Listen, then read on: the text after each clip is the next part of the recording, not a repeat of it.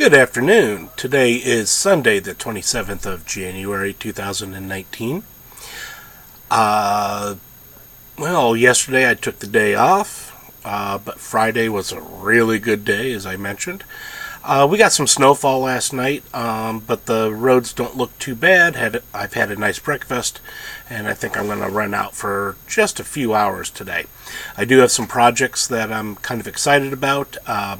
As I mentioned before, I have finished and posted an actual video to put together based on a song I like, and I've got most of my notes ready for the next one. I think I may take notes and basic prep for one or two more, and then just try to make the videos all at once. So I'm pretty excited about that.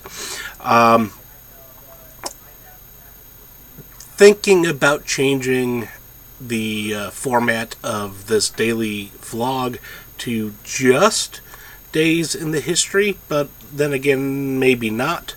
I'm having fun this way as it is.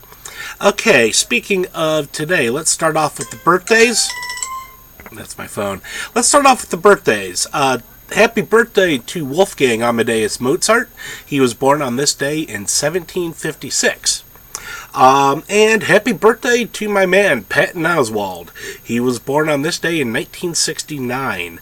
And currently, he's one of my favorite comedians. He's a lot like me in age and other demographics. He's a geek, nerd, kind of like me. And while he's not overly political or certainly not overly angry, he does have a perspective that I find funny, and I like him a lot. Okay, let's go on to history. Just a side note here, in 1606, on this date, the 27th of December, the trial for Guy Fawkes and his co-conspirators started. Of course, remember the 5th of November, the gunpowder plot. Guy Fawkes, the story goes, tried to blow up Parliament, I believe. At any rate, the trial started today, and by, looks like, 4 days later, January 31st is when all these guys were executed. So, hey, I guess justice was swift in this case. In 1820, there was a Russian expedition that made it pretty far down south, and in fact discovered Antarctica on this date. I don't know my ancient history well enough, and I'm sure this would be very difficult to prove, but I have very few doubts that some people made it to Antarctica before these guys. They may not have made it back to report, or it may have happened a long time ago, before people realized, hey, we don't actually want to go here. But as far as current Western civilization's knowledge, Antarctica was discovered today. 1880, Thomas Edison on this date receives a patent for the incandescent lamp, is what it says. Shortened in the States to just the light bulb. Did not say Edison invented it. I did not even say that his team invented it. There's a lot of controversy. Also, a lot of semi-successful lamps before that, electric lamps before that.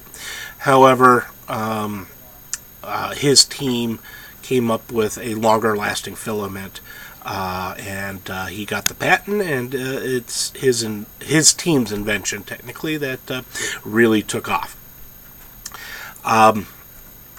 Now, this is interesting. In 1967, we have two events that happened on the same day, and both of them are space-related. One I knew about, the other a little bit less so. On this date in 1967, the Apollo 1 spacecraft was undergoing a full pre-launch test. Inside the capsule were three American astronauts, Gus Grissom, Ed White, and Roger Chaffee. It went wrong. The capsule exploded. All three were killed. And what, to my understanding, what happened was just a whole degree of messes and errors. Lots of blame to go around, but ultimately what they did is they had filled the cabin with pure oxygen at a high level of pressure. This was to try to recreate the pressure difference that the capsule would have in space without an atmosphere around it.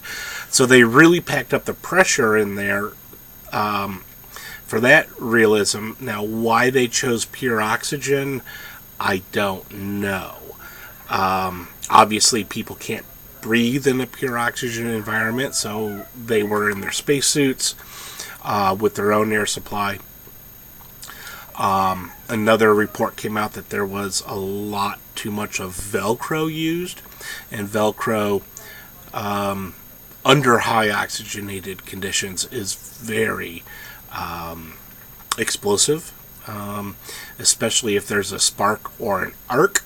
And so with the fuel of the oxygen, or with the oxygen and then the fuel of the source, which I guess was the Velcro, and uncontrolled fire burst out immediately. Lots of interesting ways to go look into that story. One of my favorite was an HBO miniseries several years back called From the Earth to the Moon, and I thought they handled that very well. So if you could find that episode, it's worth checking out. On the exact same day in 1967, the Outer Space Treaty was signed by the Soviets, the United States, and the United Kingdom. And this treaty, having to do with outer space, briefly, it banned all nuclear weapons in space, and it limited the moon and other celestial bodies to peaceful purposes. So we can't, if we follow this treaty, we can't put nukes on a orbiting platform. We can't use the moon to launch rocks down onto the Earth, or nukes or anything else like that. The same would go, I guess, for Mars and Venus and all the various moons in the outer solar system. So, big day for space in 1967. Alright, we're coming up on the 8-minute mark. I'm going to go ahead and cut it off here. Thank you so much for joining me if you did. And don't worry, I will be back to talk to me again later. Bye-bye.